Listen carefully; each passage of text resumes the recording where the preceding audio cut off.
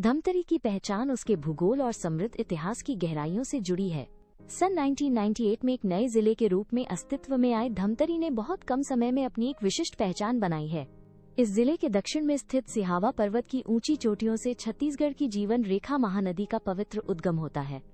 ये पावन नदी राज्य की सीमाओं के भीतर 286 किलोमीटर का लंबा और गौरवशाली सफर तय करती है। महानदी के जल को सहेजने और नियंत्रित करने के लिए धमतरी में बांधों का एक अद्भुत जाल बिछाया गया है। यहाँ का इतिहास गवाह है कि 1912 में बना रुद्री बैराज इस समूचे क्षेत्र की सबसे पुरानी जल संरचना है।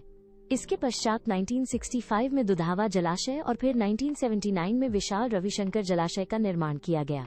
आज धमतरी छत्तीसगढ़ का वह गौरवशाली जिला है जहां सबसे अधिक बांध स्थित हैं। इन जलाशयों की निरंतर जलधारा के कारण यहाँ की भूमि सदैव हरी भरी और समृद्ध रहती है। धमतरी केवल अपनी जल संपदा के लिए ही नहीं बल्कि अपनी अटूट आस्था के पावन केंद्रों के लिए भी विश्व विख्यात है। यहाँ के कण कण में भक्ति का वास है। कनेश्वर महादेव का प्राचीन मंदिर बिलाई माता और अंगार मोती माता के धाम भक्तों की श्रद्धा के प्रमुख केंद्र हैं। यहाँ स्थित श्रृंगी ऋषि का शांत आश्रम हमें प्राचीन काल की तपोभूमि की याद दिलाता है। धमतरी का प्राकृतिक वैभव सीता नदी अभ्यारण्य की हरियाली में स्पष्ट दिखाई देता है।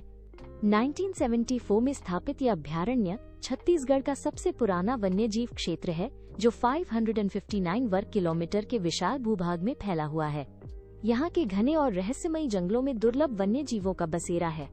विकास की आधुनिक दौड़ में भी धमतरी निरंतर आगे बढ़ रहा है।